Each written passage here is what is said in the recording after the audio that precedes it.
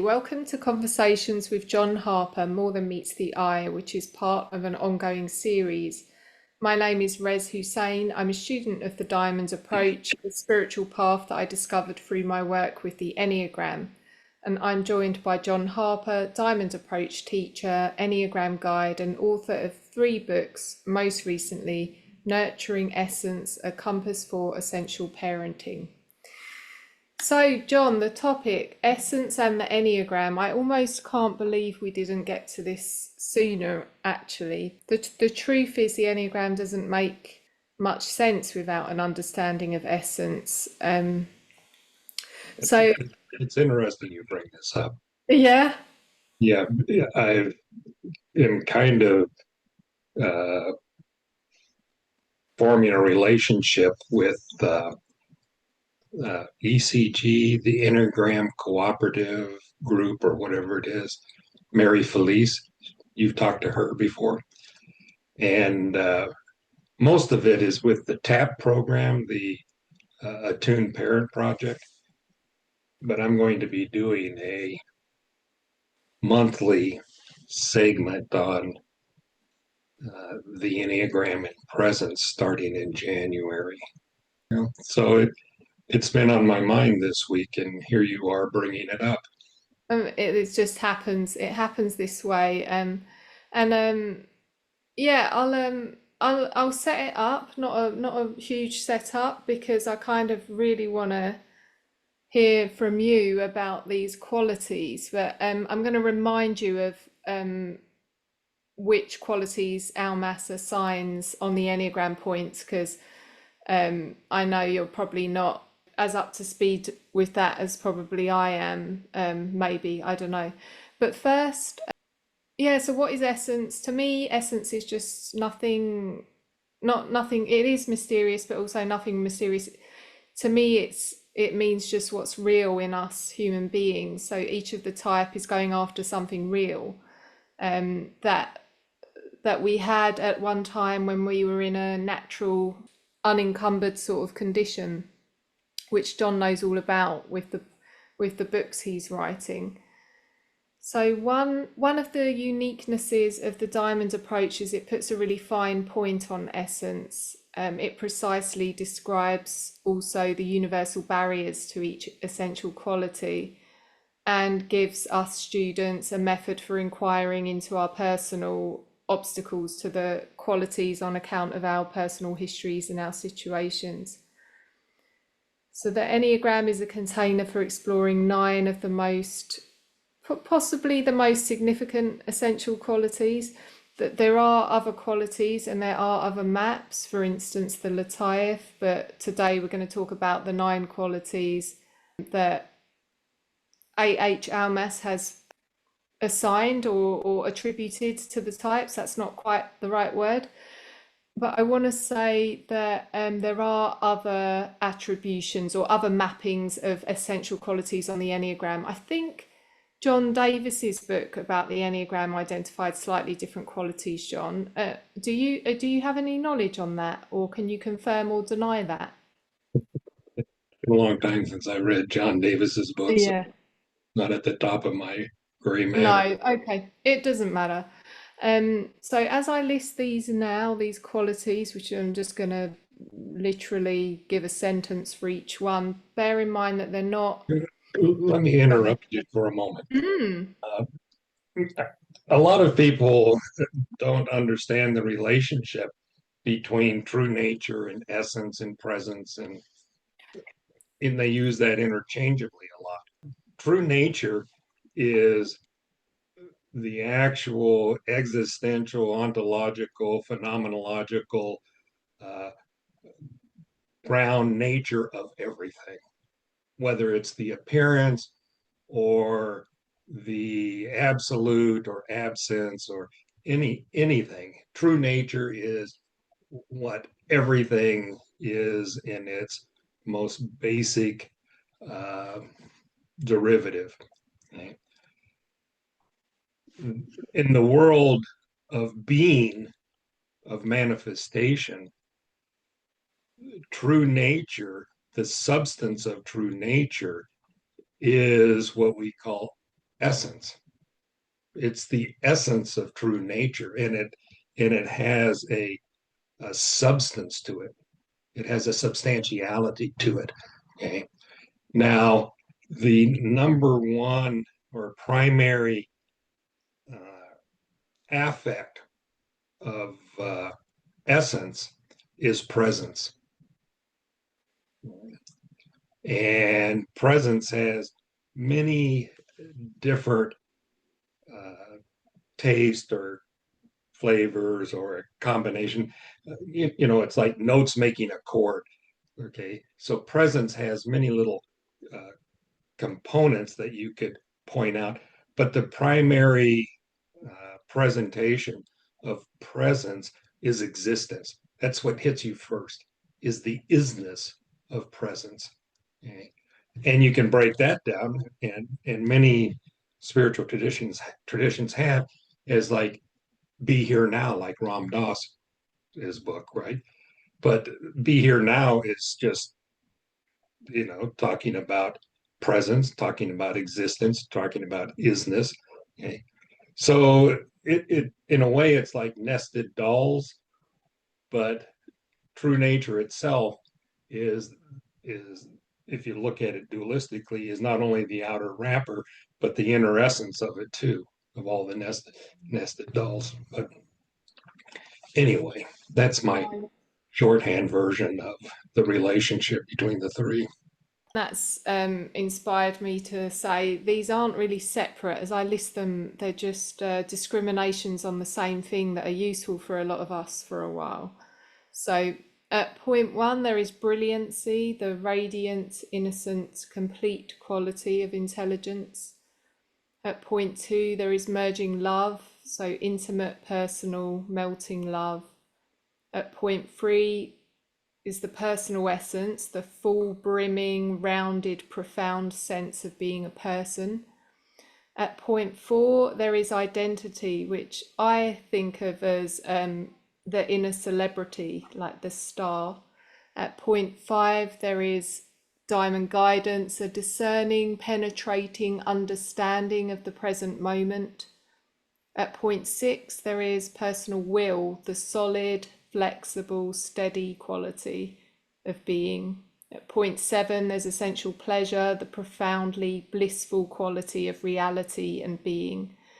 At point eight is true strength, the vibrant, powerful life force. And at nine, there's boundless love, solid, holding, and pervasive love. So I thought a nice way to explore them, John, was to take them in pairs, and pairs that, to me at least, initially seem similar. So I was wondering if you can hold them both together in your awareness and then see what comes out. So starting with brilliancy and diamond guidance, so point one and point five. Yeah, I think it's good to play with it. Yeah, okay, no, I'm happy to play with it. Let's play with it and see what happens. Instead of making it some kind of dull intellectual inquiry, Mhm. spice it up. Okay. Brilliancy and diamond guidance. Yeah, they're intimately related. You know, for a while, uh, in the development or the emergence of the diamond approach, brilliancy was referred to as the essence of the essence.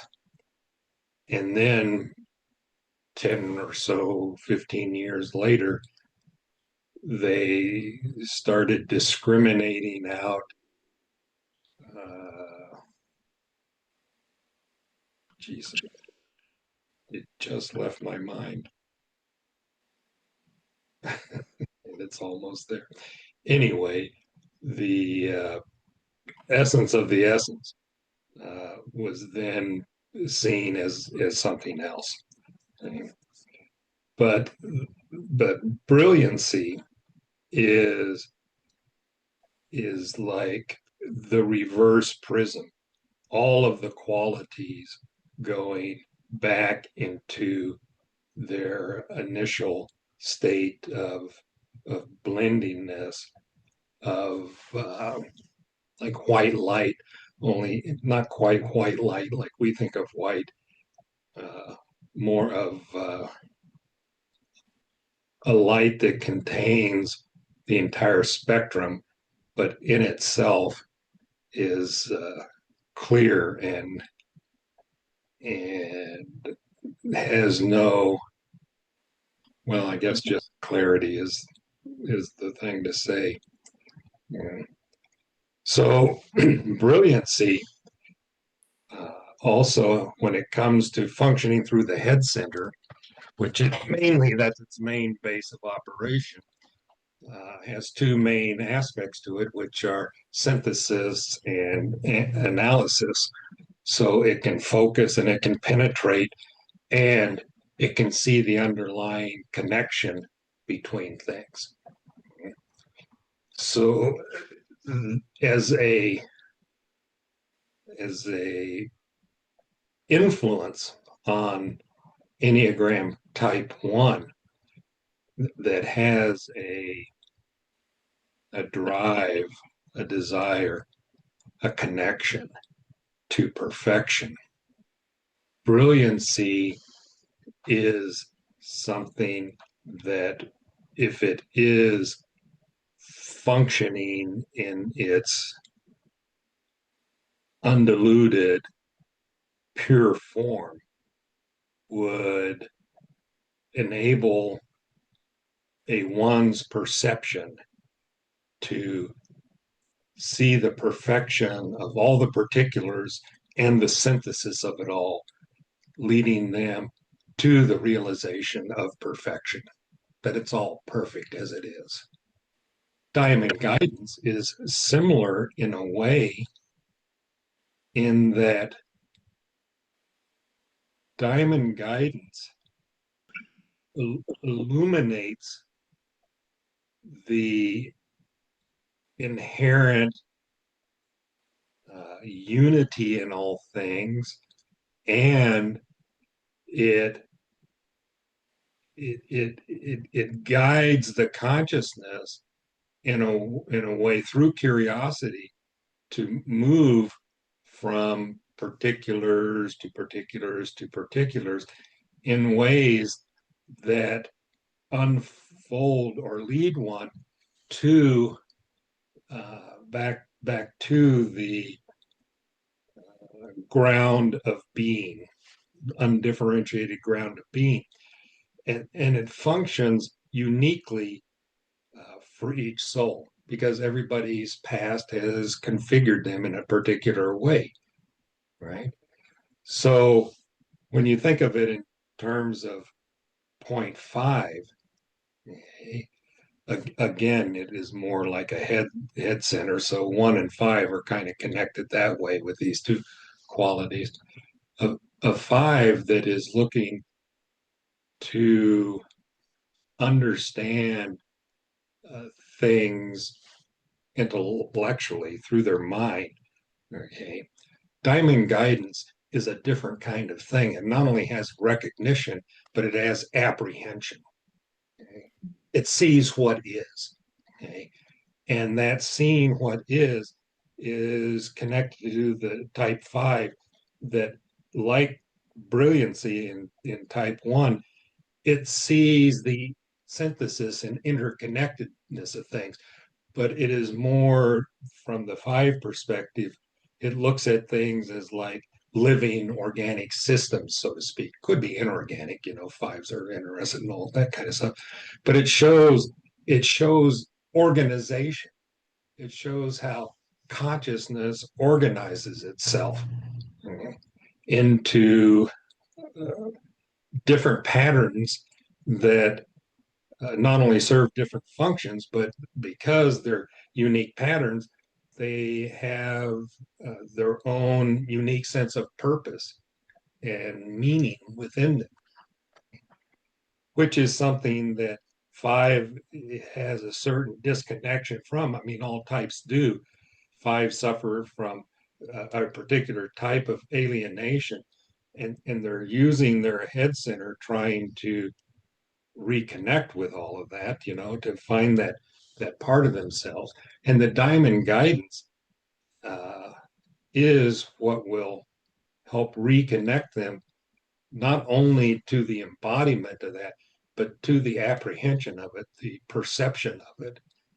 And it does that not through mental processing, but like type one, you know, mental processing. Uh, it's that old thing of the mind is a poor master, but a good servant. If the mind is functioning under the influence of brilliancy, under the influence of diamond guidance, then the workings of mental process are really different. Mm. There's a certain elegance to it and a certain it's like the difference between liquid concrete and liquid light, plasmatic light. It just has a whole different viscosity to it, so it runs much more eloquently. I see that there's a piece in the back of my mind that is still trying to think of the word that I can't think of. You it'll probably make itself known. But okay, so that's 1 and 5. Is that enough? You want more? I find them really beautiful, especially Brilliancy, actually, which is very mysterious to me. Can you tell me about when you first began to recognize it? Do you remember? I don't remember any No. specific instance to it, but when Hamid wrote the book on brilliancy and it became more accessible conceptually, and we Mhm. worked with it in the school and what have you, it's like a lot of these things. Okay. What happens is the experience arises and you had really no discriminating knowledge of it before. You weren't holding it in a certain perspective in relationship to true nature and essence. You're just having this experience which your mind is reifying and conceptualizing just like everything else. But when somebody uh, introduces you to the concept of like diamond guidance or true strength or something, and you have a certain experience where it is more apparent in your consciousness, then you go, oh, wait a second, this is what that was referring to. So you start tuning into it more. Uh, well, at first, the ego mind is still very much in control. So it's keeping everything in the head center and you're looking at it and you're distancing yourself from it. You're observing something and referring to it as like it or the other or something. So you're not fully able yet to experience the isness, the beingness, the phenomenology of it fully, but you're still feeling a bit of the effect of it. Okay? And you go through that process and it clarifies. And then at some point, you're able to stay in the phenomenology a bit and go, oh, yeah. I mean, it's radically different looking at brilliancy from the conceptual mode. And even when it is affecting your mind and you're able to analyze things more quickly or see connections more quickly, that's interesting, but it's way more intriguing and fascinating and mind-blowing when it's it, you are the brilliancy doing its thing, and it's actually uh, a felt experience. I mean, you're experiencing it like you're swimming underwater. you know Mm. you're feeling you as the body moving through this other medium, experiencing the temperature and that's how it is with the thinking process. You are what is activating the thinking process. You are this like liquid light, this liquid essence of essence moving through the mental machinery, and it is responding by a lot more vibrant synaptic firings, which can take you over to point seven because it's very ecstatic, very pleasurable, which is Well, interesting because one and five are seven. connected to seven. Yeah, one and five are connected to seven. Seven's actually where I would have well, the next pair that I propose, feel free to go in whatever direction you want, but merging love and the pleasure vehicle. Obviously, they're different, but to me, there's a lot of pleasure in merging love. Yeah, what say you about this pair, John? I say the missing word was quintessence. It showed up quintessence, the essence of the essence. The essence of the essence, right? Yeah. There's a specific teaching on it. Oh, okay. I'll wait for that then, maybe. You might Yeah. be old and gray like me. Sorry. You might be old and gray like me. I hope so. There's I so hope, much. yeah, I hope so. Since I started this work, I feel like I keep having the thought, John, wow, I hope I stay alive long enough so that I can keep doing this work. I love it so much. I used to think like that. Oh, Yeah. sure. I think everybody that gets in it, and that brings up the question that we addressed a while back, like why do people leave some work like this? What changes their mind? I Mhm. can't imagine it. Although I wrestled with it myself one time in particular, you know. But Can I that hear about that, John? oh no, No? not yet. Not yet. Okay. Yeah. The That is typical to get excited about the breadth and the depth of the work and want to get into the 50 years of exploration that Almaas and Karen Johnson and others have done to bring this into, and they will say they're just instruments. They didn't think the thing up, it just kind of emerged as they followed their own guidance and brilliancy and what have you. But that's typical to, want to know it all or hold it. And that points to something that we've talked about before. The reason for that is that we're still in touch with our true nature, regardless of how obscured it is. Mm. We're still in touch with the essence of our beingness, right? Regardless of how much we've created this uh, substitute sense of identity and clouded our lens of perception and all that. Some part of us recognizes that we are connected to the entire depth and breadth of knowledge itself, that beingness is knowledge. And that's the teaching on the dimension of the supreme, where being and knowing are one thing. They are inseparable. So part of us externally is responding to that, like, oh, yeah, I want to get all that. And it's doing it through that ego external perspective. I want to get all that. I want to enjoy it. And there's nothing wrong Mhm. with that. That's great stuff, right? It's Yeah. it's just like learning how to drive a car or anything else. I want to go on trips now. I can drive a Yeah. car. I want to take a road trip. But Mhm. that shifts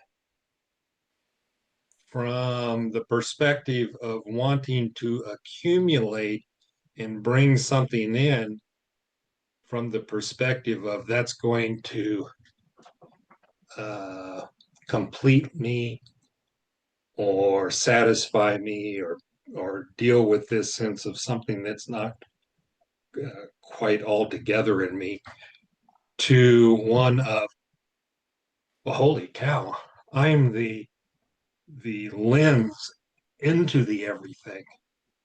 Well, what's here right now? I have no agenda about, and I still go to my group that is, although I've changed groups because I've moved geographically. Uh, what's that been? 36 years and counting, 37 years. Wow. So you go to a group and you're studying something, you're going, wow, I never thought of this. I remember being in Hamid's winter retreat where he was talking about something about the heart maybe 10 years ago, 12 years ago, something like that. I went, where does he come up with this stuff? My God, the intricacy, the nuance, oh, that's just mind blowing. I hadn't thought of it like that. And and it's not just your mind. All of your three centers are kind of firing on all cylinders, and there's this sense of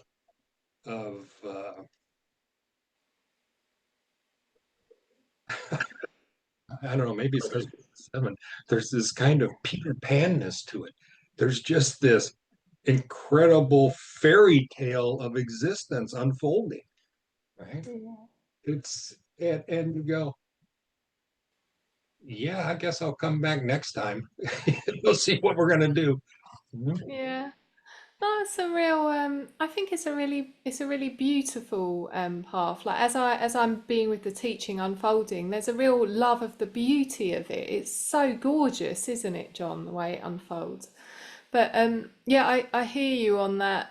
It can be coming from an animal place of wanting to just stuff, but I think for me it feels more like I love it so much, and then whenever there's anything I love so much, it sort of brings with it the fear of the loss, or the fear of the impending loss.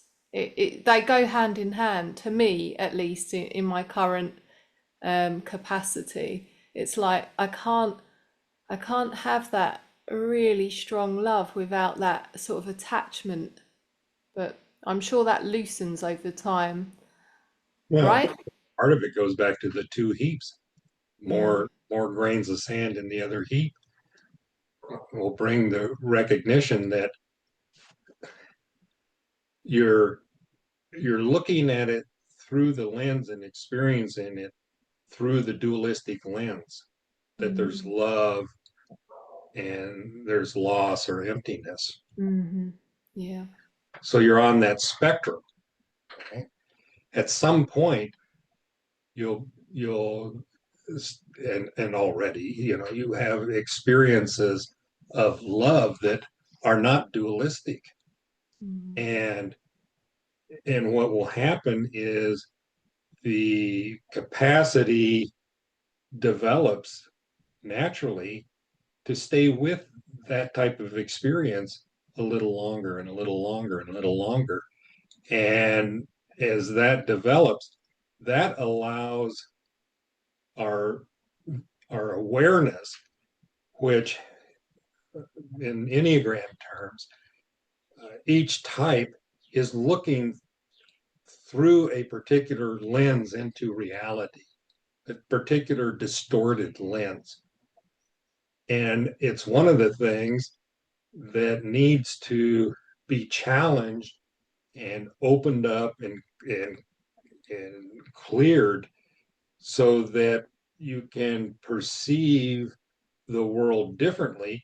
Otherwise, you're going to stay within the dynamism of repeating the same cycle, Mm. the same pattern.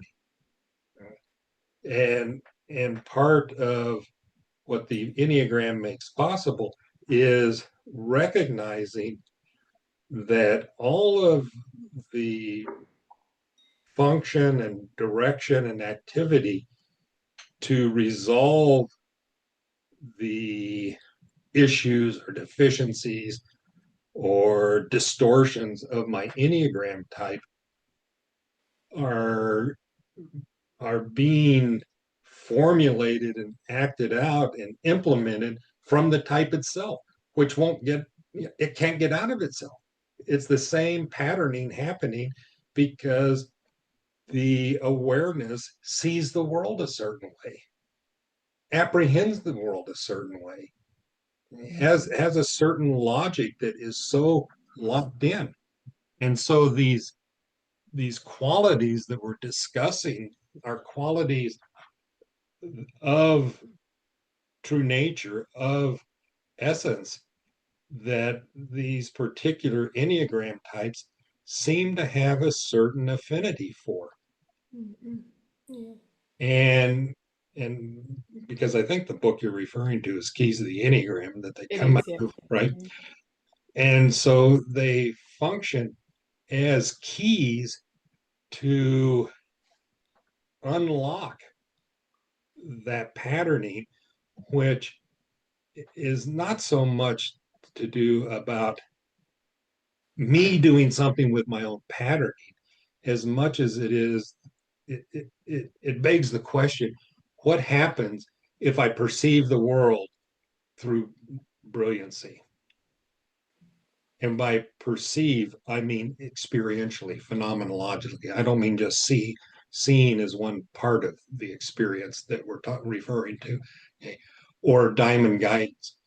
And not just perceive through it, but like I said, the perception is the fact that I am experiencing myself as this essential quality or component or dimension functioning through this body mind, this organism, through the state of consciousness, which is embodying itself in this state of consciousness. So it's kind of like, the sensing, looking, and listening. You're extending yourself into that hand as brilliancy. You're Mm. extending it. It's extending itself well. You are, to quit dividing it to it. You're extending yourself into your brain.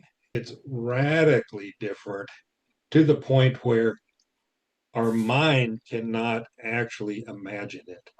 Any anything the mind comes up with to imagine what the experience is like to be that essential quality extending and expressing itself through this organism is going to be rendered into duality and rendered into maintaining this me and other separation. That's Mhm. how the mind, you could only apprehend it and know it through the phenomenological experience of it. And that is what consciousness is all about. Consciousness, or the individual consciousness, which in the Diamond Approach we refer to as the soul, okay, that is the ground of phenomenology. And the knowledge and the wisdom is inseparable from that phenomenology. When one is functioning as brilliancy, one knows brilliancy. When one is being impacted by emerging love, what's that experience like, John? Can we say a few words about that? I'll tell you a story about merging love in a way, I think, but I'm going to tell you it from the perspective of the eight because it's my personal experience. Yeah, I would love to hear that. This this will give a lot away about me, but also speak about the eight. Mm. I had this incredible love affair with this four. It went on for 16 years and was the whole opening of my heart, and it was this relationship between this incredible individual. And also, when I looked at her, I could actually see the beloved behind her. And there was no separation between. Well, that's when I came to recognize there's only one heart. There's not my heart and your heart, or there's just one heart, right? So you could look at that as merging love in a way. But I remember one time waking up and wanting to fool around, and she wasn't up for it. And that really triggered the pouty little boy in me. So, oh, I can see my superego at work wants to, qualify this to some degree. Like, you need to realize this 25 years ago or 30 It's years ago. obvious, it's obvious. Yeah. But anyway, uh, I got to the point and so reactive and so into my uh, take my ball and go home part of my eight structure and what have you, that I got up and left. This is like a Saturday morning, maybe, right? Mhm. And I'm living in Park City, Utah, and it's kind of cool and rainy.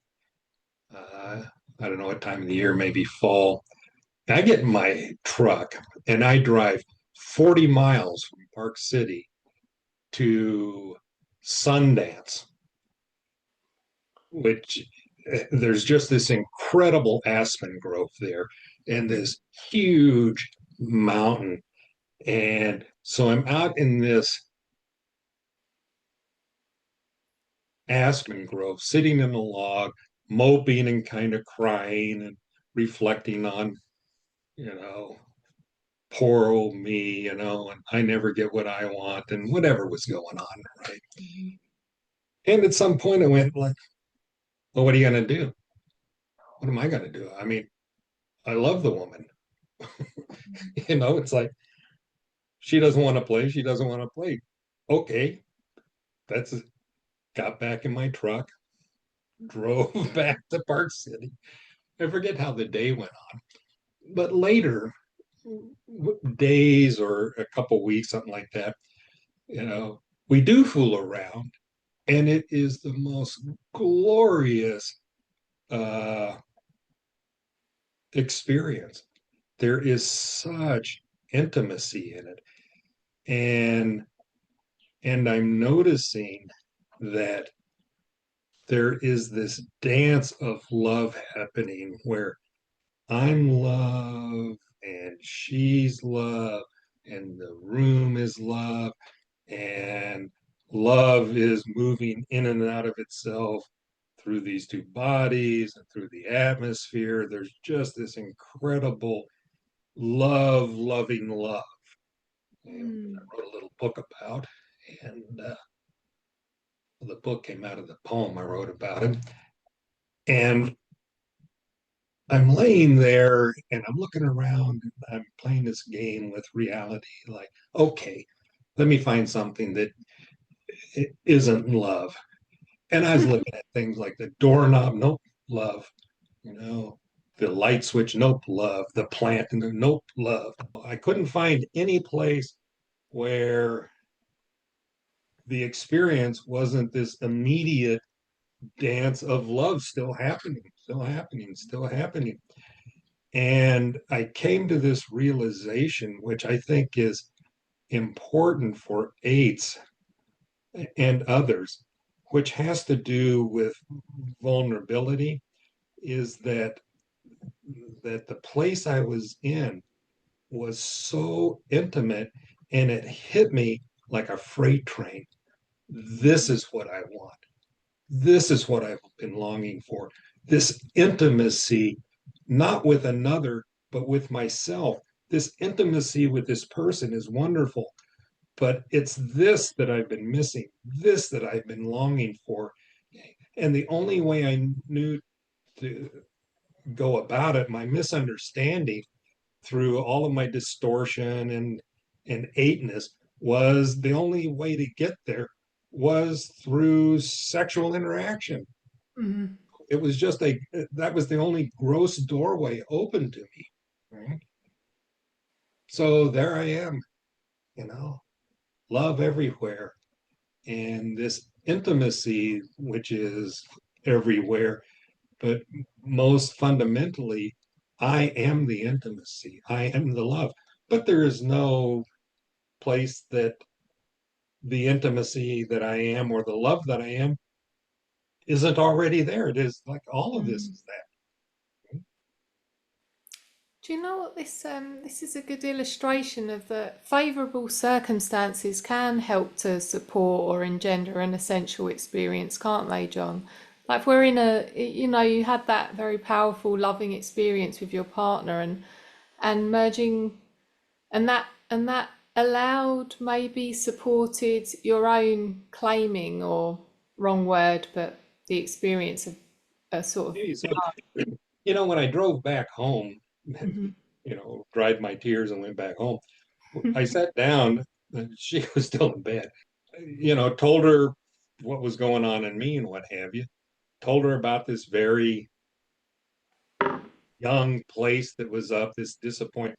This, and I was very clear. It was like, I'm just sharing this with you so you know what's going on in me. I'm not expecting you, nor do I want you to try to do anything about it, because then we're going to have two messes. I've got Mm. my own mess here that I'm working with. I'm recognizing. But if you try to accommodate me as a way of trying to be compassionate or ease my suffering or whatever, now we're screwing you up, right? Now you're going to be having whatever issue that you would have with that. So that is part of the work, is owning Mm. your stuff, right? Taking responsibility for understanding yourself more deeply. Mm. And that type of understanding comes from not only like understanding more of the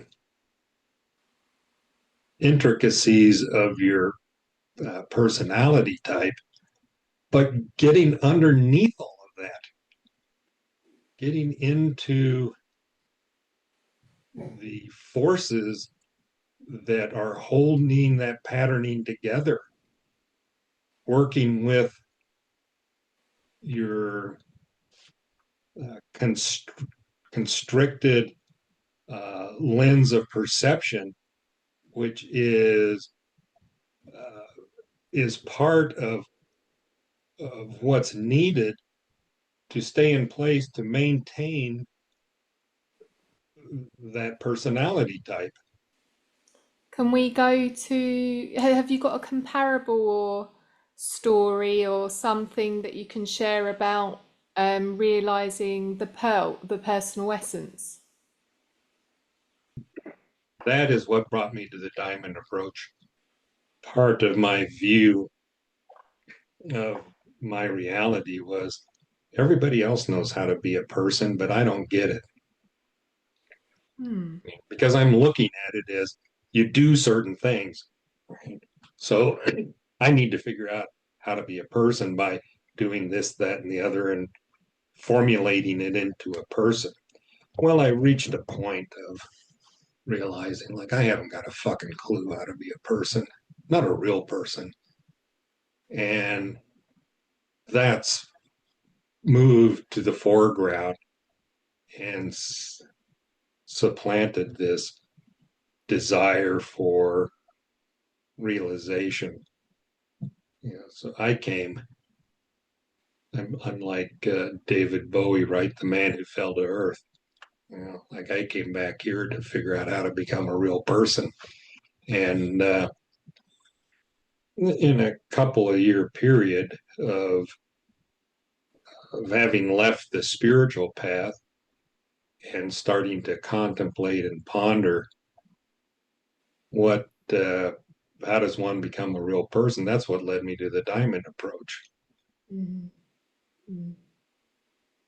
So the real person or the personal essence It has to do with relationship and functioning. And it's something that develops.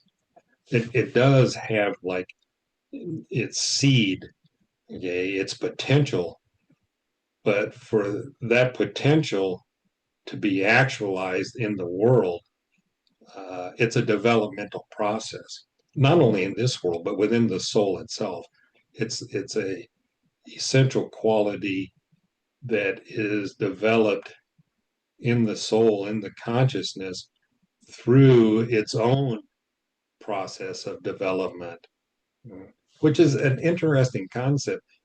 That being that the soul is complete as true nature itself as an individual unit, but it still has this process of development and learning to know itself in a particular way, a more intimate internal uh, knowingness of itself. That it's a process.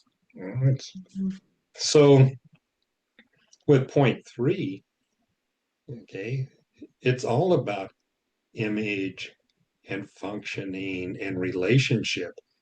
It's all just acting itself out in the reflection of those things, the reflected image, the how am I seen by others? And how do I use these relationships to get what I'm missing in life? How do I do? How do I function? How do I do to get what I want in life? And all that's being motivated to compensate for point three's particular flavor of deficiency, which is motivating all that. So the thing about the personal lesson, see, I couldn't have had that development if I had the experience that we talked about before, where uh, my wife, not you know, I'm on number four, but Are number you, John? number three was the love of my life that I was talking about. And number one is the one that tried to jump out of the car that I went, oh, Oh, see, I thought number one was number three. I was thinking, I well, can't even keep them straight myself. okay, so number one jumped out of the car. Oh, okay. Freak me out. Right. But that's what led to, I say that it took like three nuclear explosions to bring down this wall that this eight had been hiding behind, uh, hanging out behind, however you want to look at it, you know. And that was one of those experiences of bringing that wall down, which reconnected me to my feelings, which, as I said before, is like, Jesus Christ, no wonder people are so crazy, you know. But that plumped everybody out up. That that brought the insight into like the internal world of a human being and opened the door to this whole process of development of the personal essence. That couldn't happen without being reconnected to my feelings. I want to get to identity. I've got a question about this, John, whether you can clarify it for me.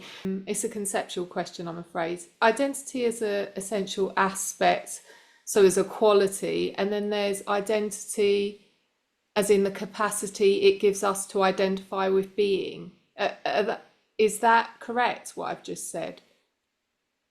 It makes sense to me.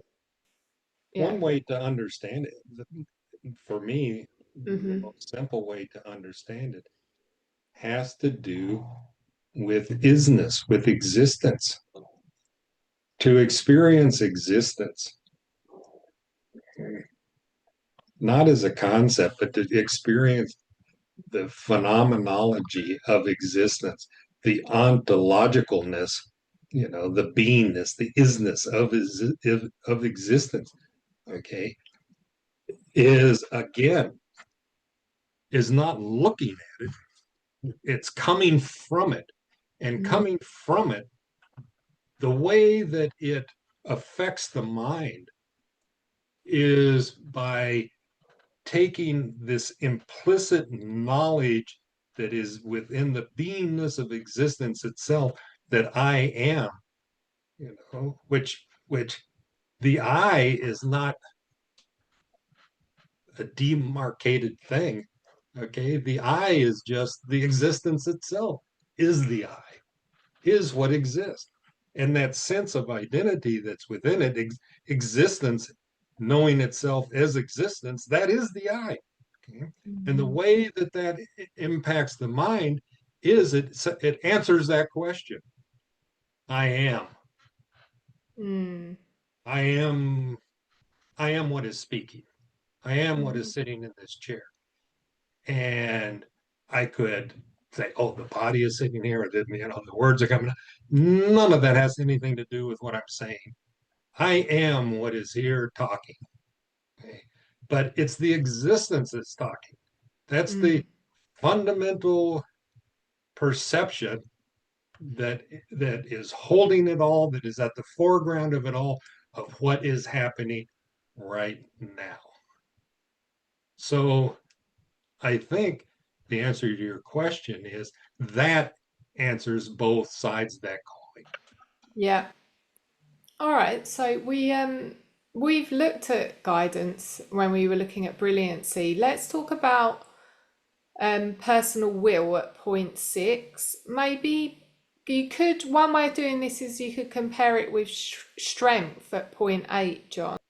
Strength is what initiates action, and it is the expansiveness quality of the universe, the vitality of the universe, okay, the fire of the universe, right?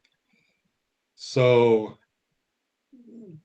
so that red, that strength, initiates action, but then it's like, it's the fire that's boiling the water that gets the train's wheels moving, right? And then it's the motion to sustain that, right? The will is what sustains it. And the biggest misunderstanding about will is has to do with the ego version of will needs two things. Well, and it's dependent upon past and future, because it has to do with efforting. So to effort, whether it is a mental effort or whether it is a physical effort, if I'm going to effort, I'm going to need something to push off of. I need some ground to effort from. Okay.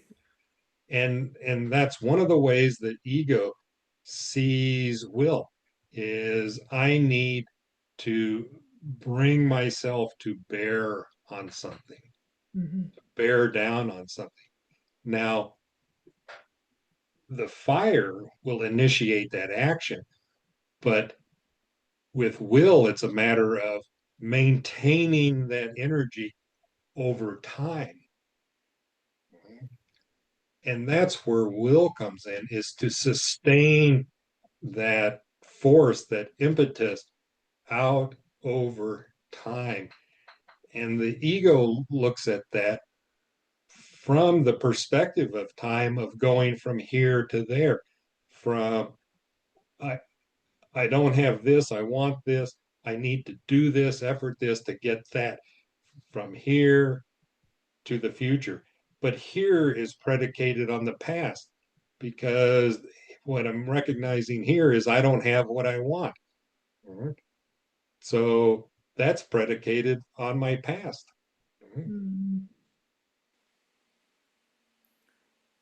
And that's not bad. And that serves some purpose.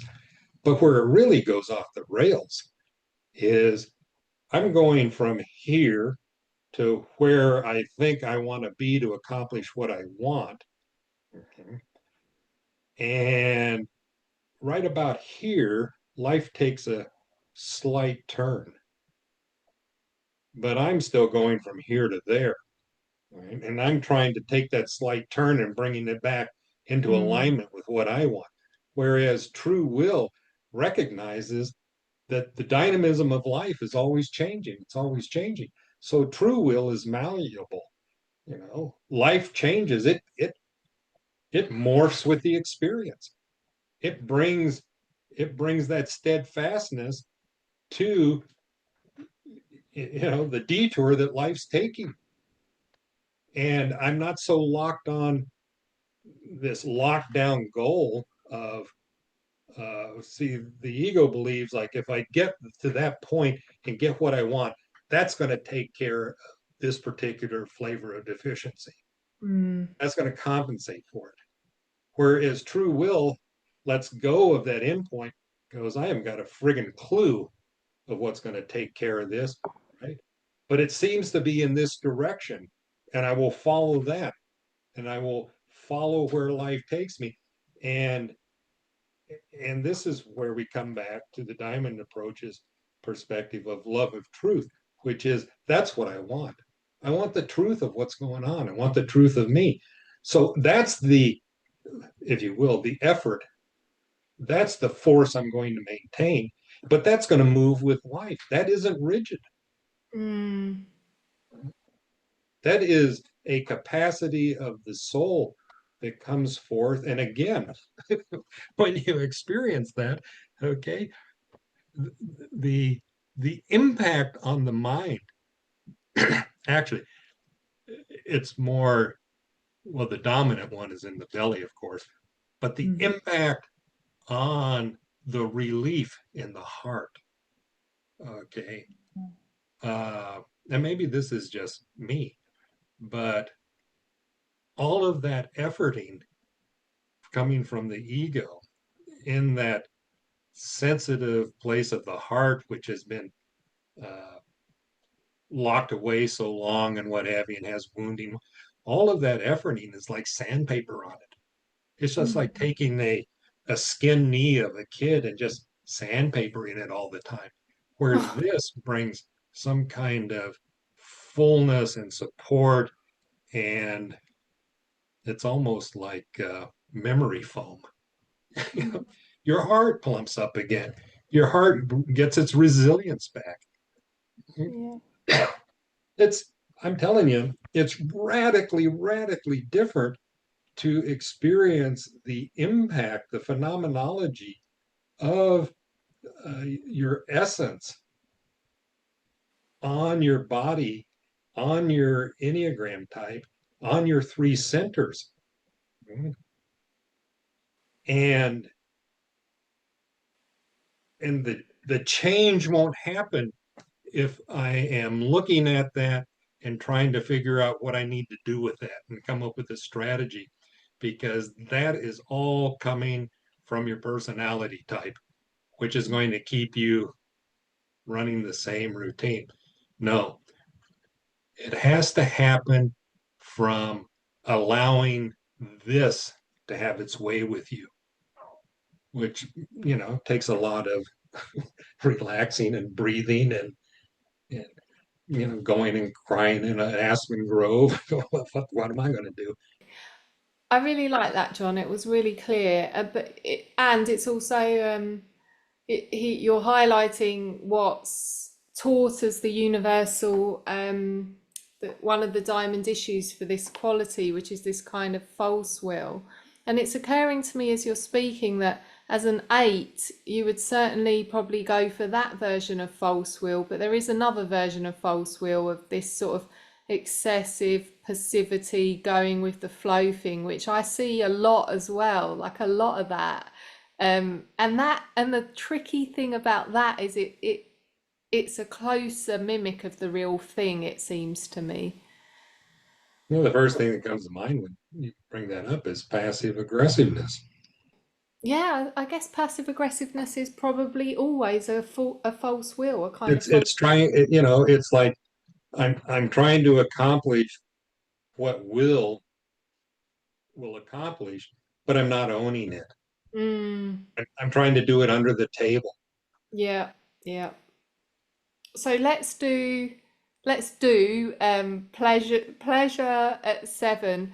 Now, this actually, like Boundless Love at 9, is a whole vehicle rather than an aspect. Or maybe speak about this a little bit if you want to. Diamond vehicle, what is that? How's it different from an aspect? Well, a diamond vehicle is a certain uh, essential form or structure that is composed of various essential qualities. And maybe, well, when I think of the stupa, it's like that's mainly two. But when it comes to pleasure, and pleasure is often seen represented as a like a carousel Hmm. because it's pleasurable. It's like this carnival of pleasure, and you have all these different jewels of essential qualities because they all have pleasure in them, and they all bring the sense of pleasure. Uh, and you could use uh, bliss as another word for pleasure. And you hear about, if you study spirituality, that many traditions and yogis and gurus and whatever spend a lot of, like Paramahansa Yogananda, right? Spend a lot of time of meditating on the mother aspect of reality. But they would go into these long contemplations of bliss, just hanging out in bliss, right? Coming back from that deep meditation in a very blissful place. So the diamond vehicle is a wisdom vehicle. It contains the wisdom of some dimension aspect of reality. Right? So uh, the diamond vehicle around pleasure is the Markaba. The fundamental piece of wisdom is that beingness is pleasure. To be what you are, to be in, to be that, not to be in touch with it, because that's to be that is pleasurable. It's inseparable. The pleasure and the beingness are inseparable. Life is pleasurable. And this is something that can create some consternation for people because you look around in this world and you go, seem to be sorely lacking in pleasure. Or you got yahoos like me when I was 30 years younger, trying to get physical pleasure as a way to compensate for being disconnected from the pleasure of beingness, right? And that's all of that activity is creating more mess in the world, right? So, it's like I sit here and I'm in this office that I built separate from the house, and I look out the window, and this view is not particularly great. There's a telephone pole and telephone wires, and there's bushes and trees, and I can see my garden. I can actually see some roses over there. But I'll sit here quite often, and it's just like boundless waves of love or appreciation or acceptance or intimacy or bliss just roll ashore here. Just roll ashore. Just roll. And the recognition of what's going on is radically different from being locked into my ego or my personality type that would then experience that from a place of, again, what can I do with this? How can I hang on to this? how can I uh, how can I create more wonderfulness as me? This personality type with this. Okay. It's just radically different.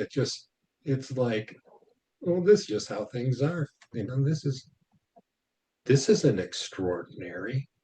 It's only extraordinary to what's been separated from it. Pleasure is just part of the fabric. And it's not coming from me doing anything. It's not coming from me having a good donut, Mm. which can be pleasurable within this world. Yeah, okay, that's pleasurable on one hand until you go, geez, I got to get back on my diet. That's not so pleasurable.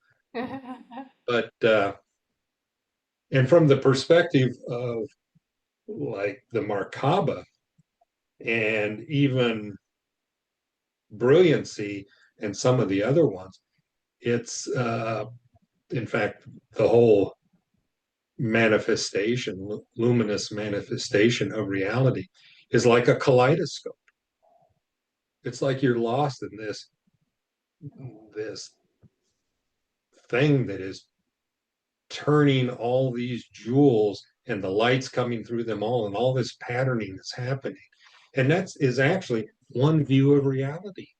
I want to ask you if you want to say anything about boundless love to close us out at 9. It's the only type we haven't really covered. The thing about boundless love, uh, when it comes to the 9 and their issue around the whole thing, is it it is not only boundless and a unity, a oneness, okay?